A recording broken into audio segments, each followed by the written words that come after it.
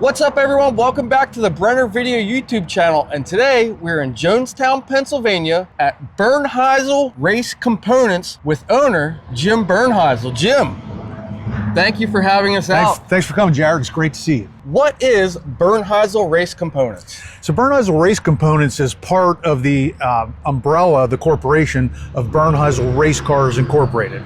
The Race Components division sells parts all over the country, including our showroom, which we'll see here in a minute. We mail order parts all over the country. We also manufacture a number of parts. Also then under the Bernheisel Race Cars Incorporated umbrella is the Trailer Queen, which is the electric steering device that we manufacture here. There's also Laser Chassis, which is the cars that we produce. It's also the M Series street stock chassis that we ship all over the country. It also is Focus Shock Technologies, which we do shocks for sprint cars, late models, modifieds, off-road, four-wheelers, side-by-sides in-house here. And then it also encompasses precision powder coating. Wow, you do that all here? All of it right here in Jonestown. Let's go inside. We got to see this. So this company was started, Jared, as a part-time venture in 1981 on the dirt floor basement of my mom's house. I fell in love with dirt late models, which was kind of unusual for central Pennsylvania. The technology was evolving so quickly. I saw some parts that in a magazine that I wanted to buy. And I went to my local speed shop where everyone went at the time. I said, hey, I want those. And the guy behind the counter said, those are junk. Nobody wants those. I said, well, I want them. So I went to the bank and I got a loan, had my mom co-sign the loan for me because we didn't have two nickels to rub together. And I was in the racing business kind of by accident. 8 years later, we moved out of the little garage beside the house where I grew up into this building you're in right now. Now, right now we cover about 30,000 square feet. At that time, it was less than 3,000 square feet. I was curious, how much did it grow? Quite a bit. So this room you're in here, we call the old showroom.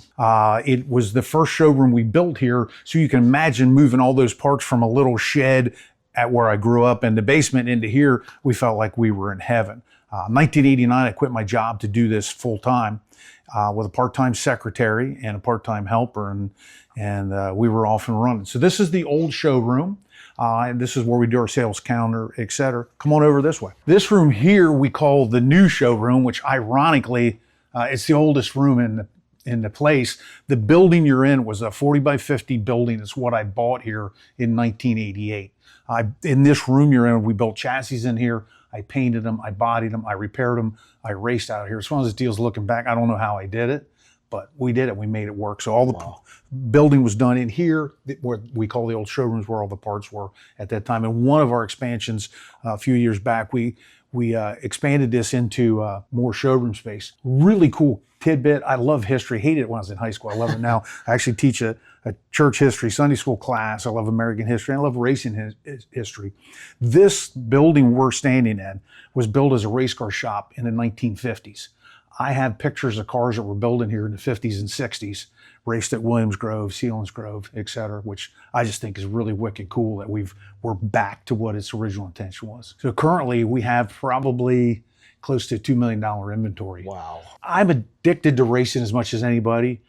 If it made sense, none of us would do it because it doesn't make sense, right? You got to love it. You got to want to do it.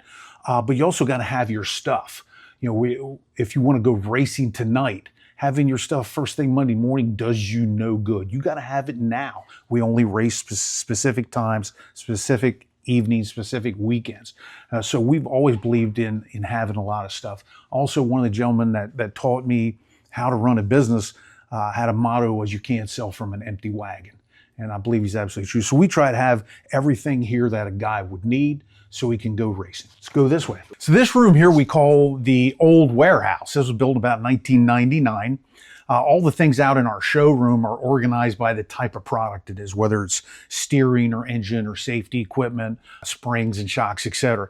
In the warehouse, everything's organized by the line. In other words, who manufactures it, because all of our inventory is computer controlled. It has bin locations, tells our people that are picking orders or customers where they can go to find it. Helps us to find it too.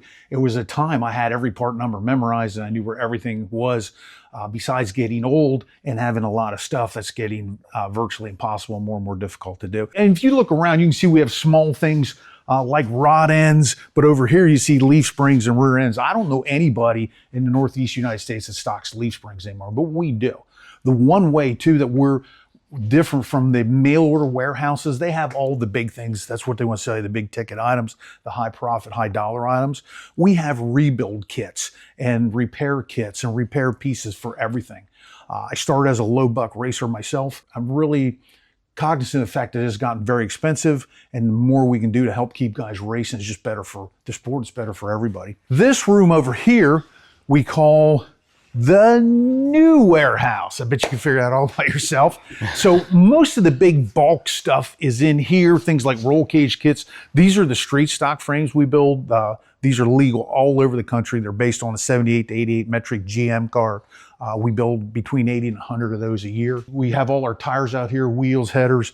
The place kind of looks like a bomb went off right now. We've actually bought out 2 other companies, and we're in the process of moving all that inventory in here right now and getting it cataloged and rebagged and put away. We're usually like real proud of how uber clean and organized we are. You just talked about the extra companies that you acquired. What's that mean for the building? Yeah, so interestingly, I just got a quote on another new building yesterday. It doesn't seem to end. I just turned 68. I'm in relatively good health. God has really blessed me tremendously in many ways.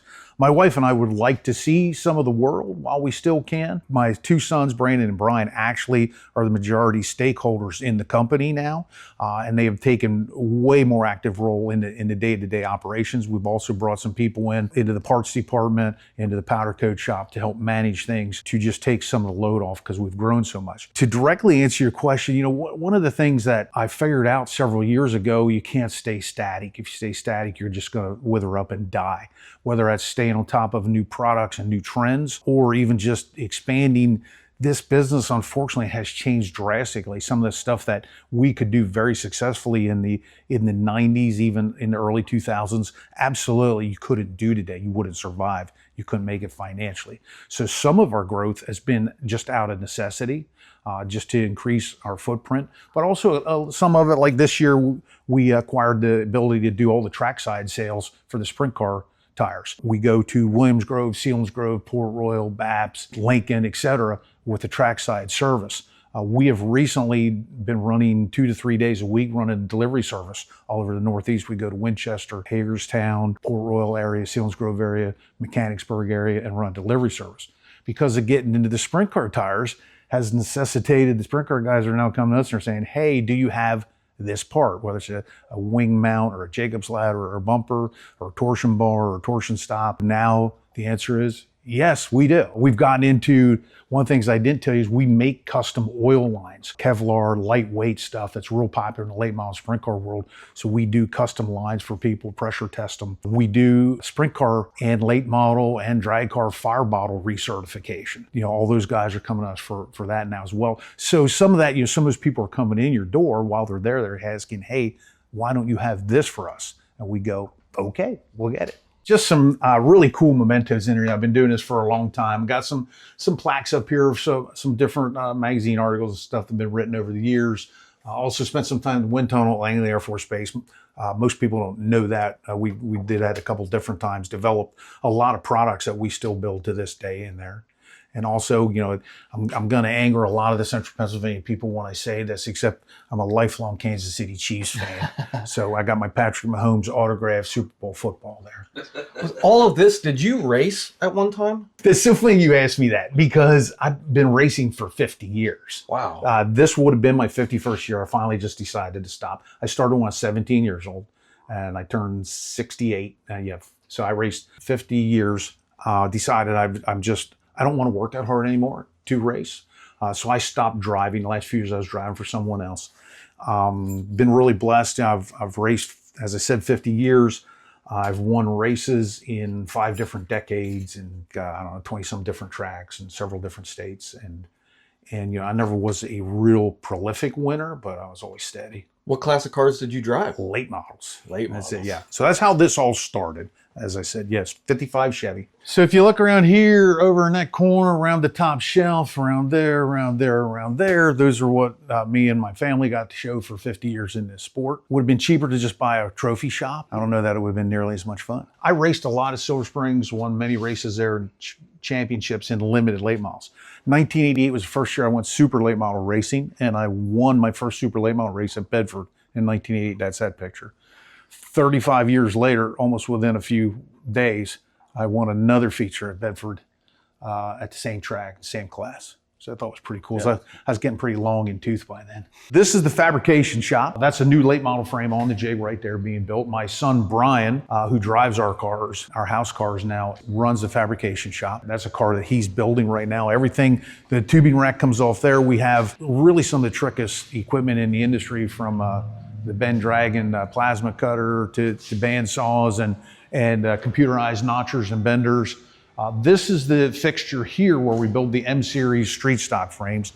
There's actually, we do them 6 or 8 at a time because we sell so many of them. So they just finished prefabricating all those parts, and then I'll start assembling them all in that fixture right there. If somebody doesn't know, laser chassis. Yeah, so that's you. That's us. In fact, that's a brand new laser chassis getting put together right there. Yeah. You actually build those in-house right here. That's correct.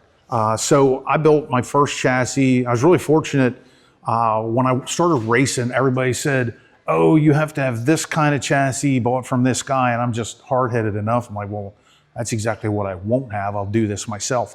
My Sunday school teacher at the time was a great mentor to me in many ways, business, spiritually, and also helped me weld and fabricate my first car when I was a teenager.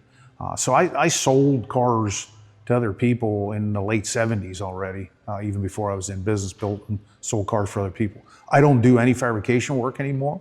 I'm old and I can't see. My son came to me the other day and said, Dad, it's not that you can't weld, it's that you shouldn't weld. Yeah. So I can take a hint. He's a really talented fabricator, and the young guy David I have working out here as well is very talented. I let them do their thing. What do we have out here, Jim? This room we call the body shop. So the layout here is a little awkward because we grew up from nothing and just kept adding on space and made it flow as good as we can. So for example, a chassis getting built there will go next door to the powder coat shop, which I'll show you in a few minutes here, and then it would come back here to get assembled into a complete car. So this is where the chassis would come in, and that's a used car getting rebuilt for a customer right now, and that's actually my 2-seater I give rides for over in the corner there. In this room, we have all of our sheet metal sales.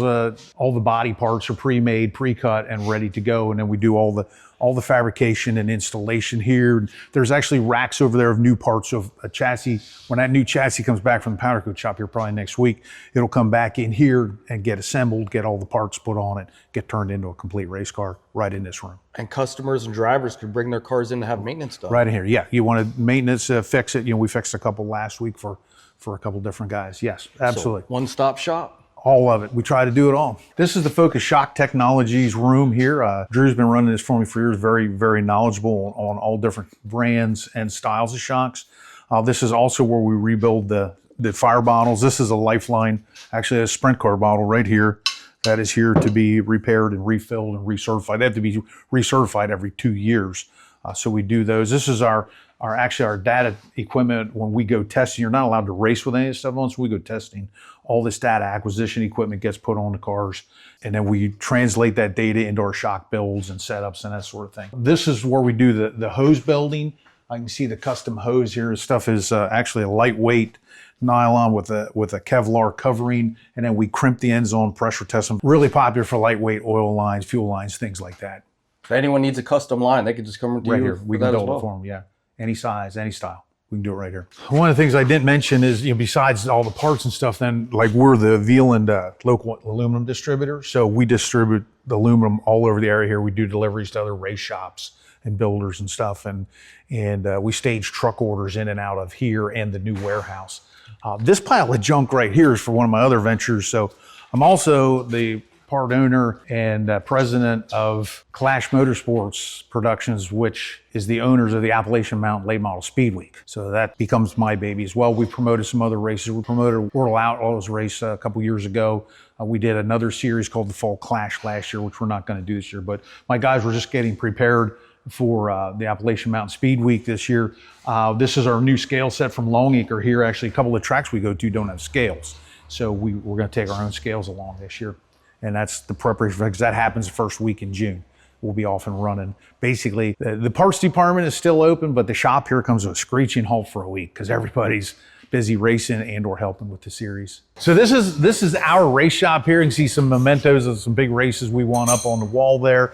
This car they're prepping to race tomorrow night at Bedford. That's our other car there. This is a top secret car. If I showed you that, I'd have to kill you, so I can't show it to you.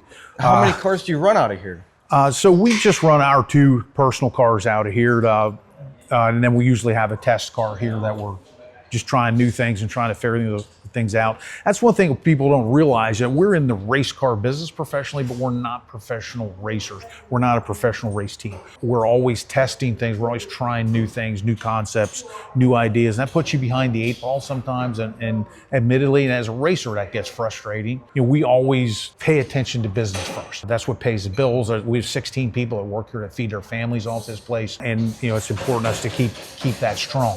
And that means our racing takes a back seat to that sometimes. And people don't realize that. They go, well, you own the place and your race team doesn't do this or that. Well, we're not a full-time race team. We race evenings and weekends like everybody else. And we've done really well at it over the years, actually. And from time to time over the years, I've stopped racing to take care of business, because that's our first priority. Plus, I would assume that you test a lot of your own parts. Yeah, oh yeah, that's generally, we do testing for manufacturers, developing products, people that I've been dealing with for years. For example, Kirky Seats, the first late model seat Steve Kirky ever built.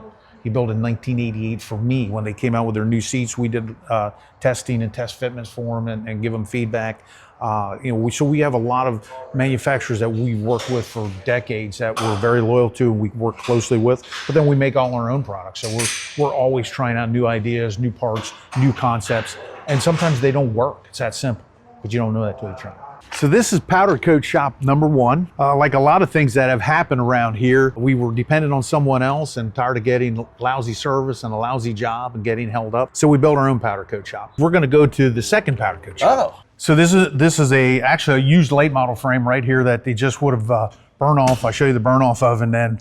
That's how you get old powder off. They burn off, blast into blast room. It's in primer right now, and I imagine it'll get top coated first thing Monday. If we walk over this way, what you actually see here, that's the powder room there. The powder is actually, looks like talcum powder, colored talcum powder, and it's electrostatically sticks to the metal. And then when you bake it in the oven, that's our oven right there. So we have a full blast room, oven, and powder room down at the original powder coat shop. And then up here, we have a 25-foot oven, 25-foot powder room. This room is where we do the chemical treatment. We have strippers in here, pressure washers, and then we also do a chemical pre-treatment to the metal to get better adhesive. You can see some industrial stuff here. There's a guy that builds custom side-by-side stuff. That's a roll cage for one of those. We do all his stuff. This is our blast room here. The blast room in the old powder coat shop runs off of glass beads.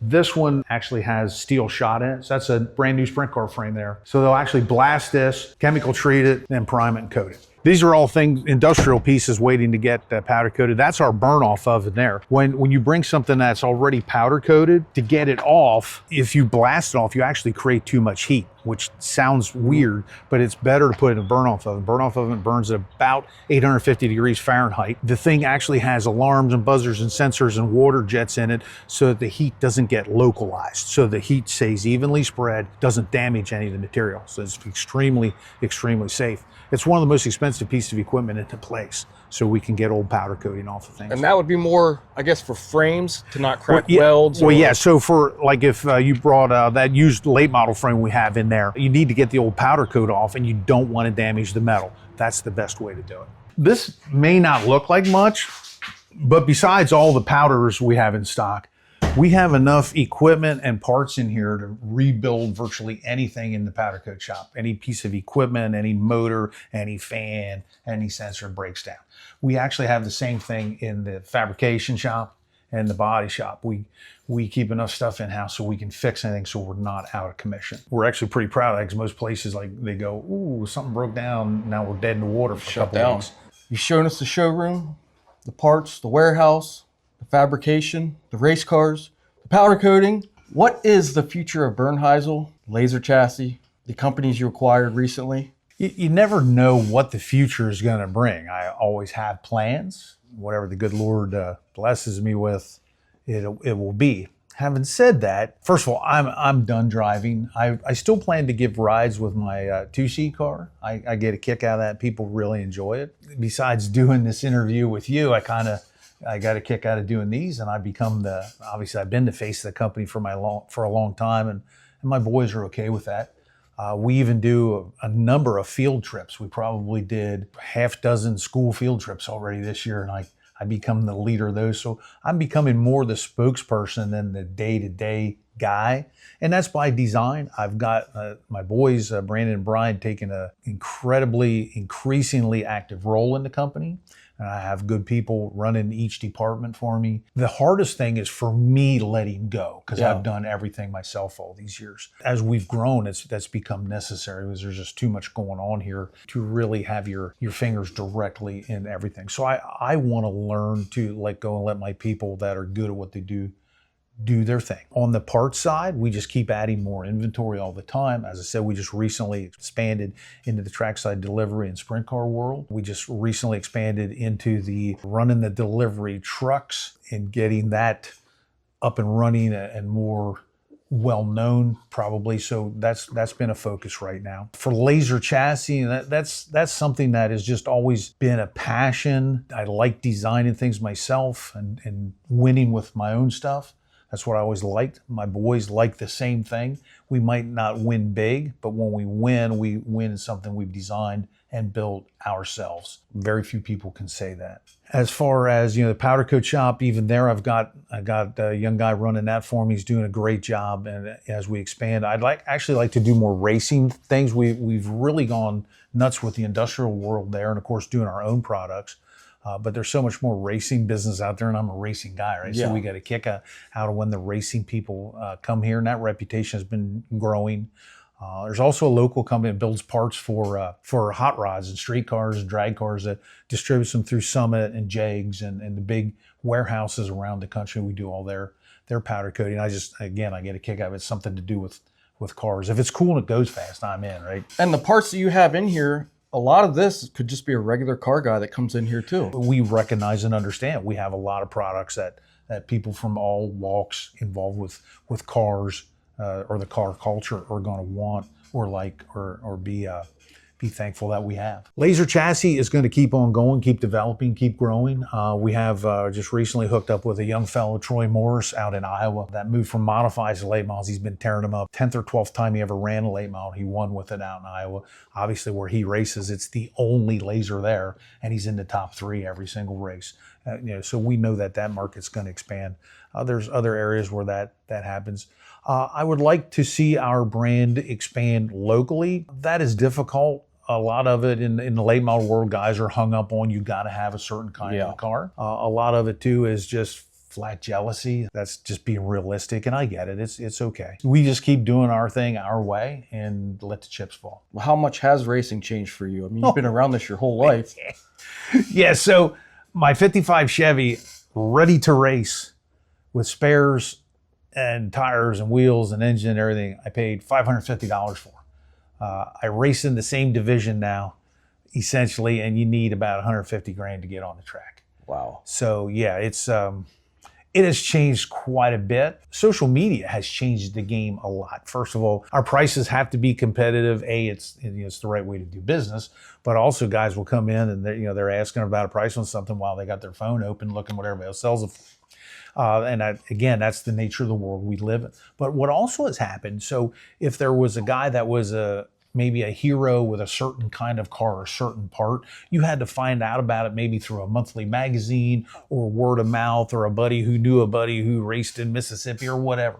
Well, that's not the case now. You can get that instantaneous information via Facebook, via live streams, via races. So that has totally changed the nature, obviously, of how we communicate and how we consume news, and then how, as racers, how they process that news or process their perceived need for a certain product or part. There are parts right now that we sell heck out of that I think are total junk, but everybody knows they need it, Yeah. and they demand that you have it. And I try one time to tell them that you're wasting your money, and then I can't argue with them because I can't talk them out of it. Again, that's human nature. You know, we all want the trickery, we want the magic, and that's the one thing that hasn't changed. If you guys go win a race, how much do you even win? It can't be a lot of money. Yeah, so this is off the thing. I'm just asking you. Oh no, I don't even mind saying it. So around here, super late models pay better for a weekly show than anywhere in the country. It's not even close to anywhere else. So I was like Bedford pays $2,500 to win, Port Royal pays $4,000 to win, Sealands Grove pays $5,000 to win. Now, first of all, there's only one guy that wins that much. On average, it takes about $2,000 to $3,000 per race to put these cars on the track. When you figure in travel expenses, tire bills, engine maintenance, and even guys go, well, I didn't blow it up. Well, as you're putting laps on them, they need freshen up. You are, And so it's cost you money even if you don't hurt anything. If you didn't crash, it's costing you money. You don't have to be really good at math at all to figure out this does not work out financially. People are stunned to know that an average budget for a traveling World Outlaws or Lucas Oil late model team is $800,000 a year. Wow. And that's after they have all the cars, motors, trucks, haulers, etc. It's a major step. And look, I love those races. I love watching them. I love being a part of them. One could argue they're not really great for the sport. That's one of the reasons I got involved in the promoting end of it and doing our regional deal. I wanted something for the regional guys. People say to me, well, is so-and-so hero driver coming? And my answer is actually, I hope not. Now, the promoters don't care for that because people come to see the heroes, and I get that. But I want our regional guys to have a chance for a good payday. Because quite honestly, 15 World Outlaws guys come to the track, they've taken 15 of the 24 spots in the feature. So now all the rest of us schlubs are fighting for the last 9 spots, and that's the reality. In fact, it pays so well, it's actually worse than that because now you get a handful of 4 to 6 semi-professionals from the region coming to those races. So now all the local schlubs are racing for 2 or 3 spots in the feature. If they stop and think about it at all, and I'm not trying to dissuade them from going to those races, shoot, we go to them. They're way better off going to a good paying regional show where they are the hero, they are the show. They might not get paid as much, but they get paid something, and something is better than nothing. That's what I've been trying to do. I would say so far, I've only been semi-successful at it, trying to convince guys that it's good for them. That's racing, as they say. Yeah, absolutely. We're here for the local guys. How often do they come around? A couple times a year. Without the local guys, you need them out there every single weekend. I personally believe, I think our sport's in trouble and nobody realizes it. And I'm okay with you guys putting this out there. I really am. And I'm not a pessimistic guy. Anybody knows me, I'm a glasses half full kind of guy, right? But I'm also a realist. I can see things happening. I can see trends. I've been at this for a little bit. I had a customer recently, he was trying to order the wrong part. I said, dude, you're ordering the wrong part. He goes, I've been doing this for 20 years. I said, well, double it, add 10 to it, and then you just about caught me. I'm just trying to help you here, brother. You want me to send you the wrong part? I'll send you the wrong part. I say it to say, if a guy comes to me and says, you don't know what it costs to put on these races, a promoter says that. Well, actually, yes, I do. I promoted races. If he says, you don't know what it costs to run one of these cars. Well, actually, yes, I do, because I've done it for 50 years. Every aspect of the sport, I know it not only a little bit, but pretty darn well, including the expenses and the trends. Does it mean I'm always right? No. Does it mean I know everything? No, of course not. What I will say is we have this trend now where everybody is all caught up on what the heroes are doing and the big money stuff, including the fans and the tracks. So there are no local heroes to speak of anymore. Tracks are empty. The tracks are empty. Unless you have a special show, nobody's coming to see it. The fans don't want to come to see it. Then the racers don't want to be a part of it. The whole thing just is snowballing, I believe, out of control. And where I believe some of the big series are missing the mark is, yeah, they got their 14 or 15 guys following them around. If they don't have the rest of us schlubs showing up, they don't even have a race. They need us there. And I wonder what's going to happen. So if my scenario is correct, 15 heroes come with the series, 24-car field. Plus we have, let's say, 6 other local semi-professionals, regional, that come to that event because it pays so well. So now we've taken 20 to 21 of the spots. That means there's 3 to 4 spots for the local guys. By the way, go look at some fields and some trends. I know I'm right on this most of the time. Are there exceptions? outliers, yes. I say, what happens when the local guys figure out, I don't have a shot here. I'm just spending money like it's candy. I can't even get in the race. And that is not fun. Forget the money. It's just simply not fun. Yeah, they're beating up their equipment. Yeah. So they're going to quit coming. So now, how are even the heroes going to put on them races? How are the tracks going to attract fans to those races?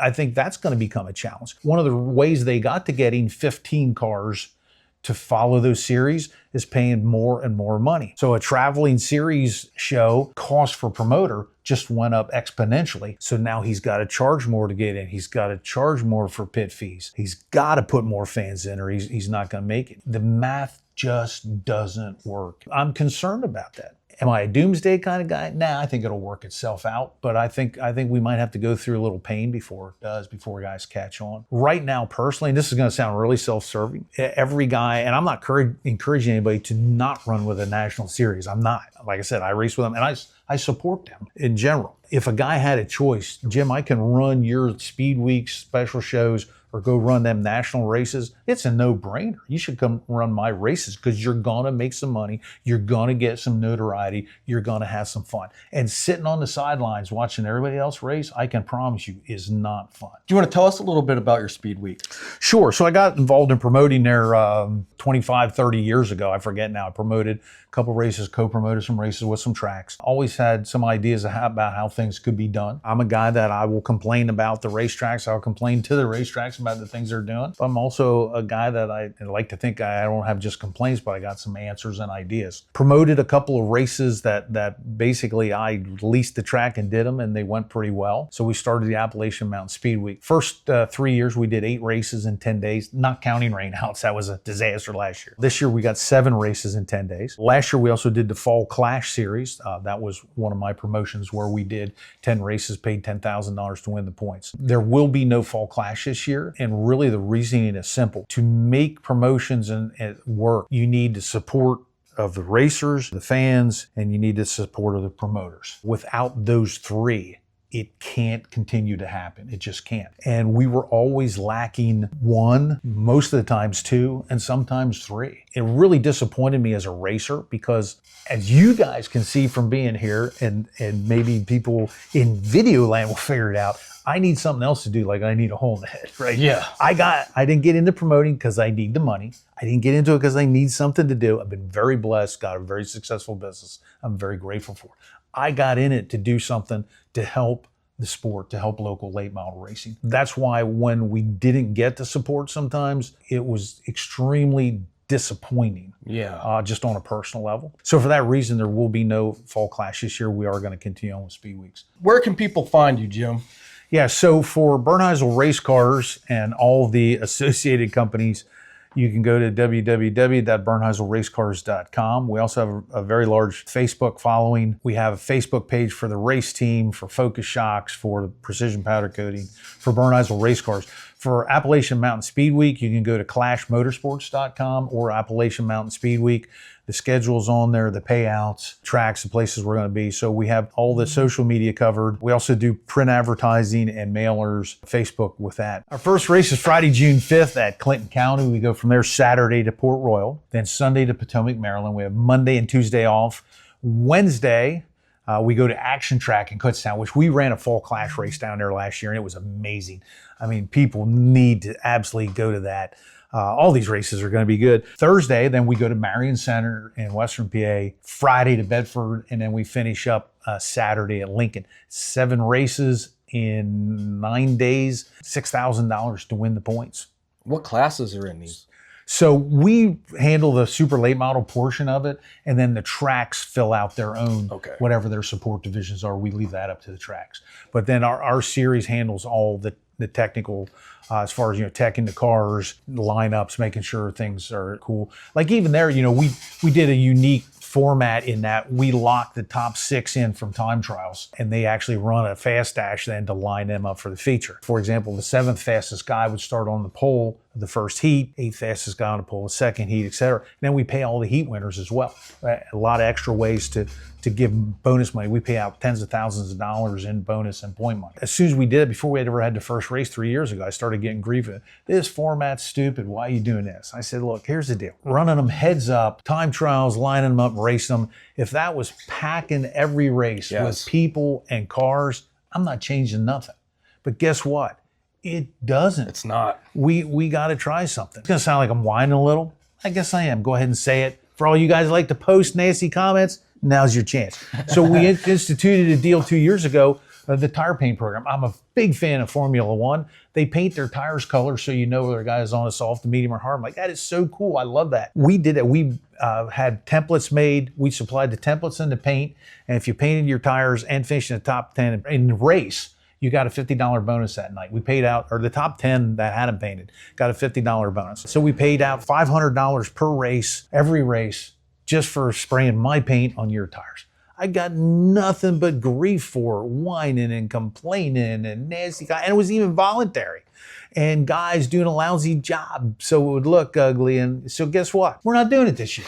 There is no bonus. You got what you wanted. We're not going to do it. And I thought that would be cool to engage the fans. And now guess what they do at one of the, I think it's World Outlaws now, before each race, they're like, ooh, so-and-so's on these tires, so-and-so's on those hards and soft. And guess what? 3 years ago, you could have told that in my series by looking at the color on it, but they just fought me too hard and I finally gave up. Sometimes you should be careful what you wish for because you just might get it. Thank you for having us. We absolutely appreciate it. Love it, Jared. Thank you. Thank you. Follow Jim on his socials. Get all your parts at Bernheisel Race Products. Like, comment, subscribe, and we'll see you on the next one. Built for horsepower, filmed full throttle.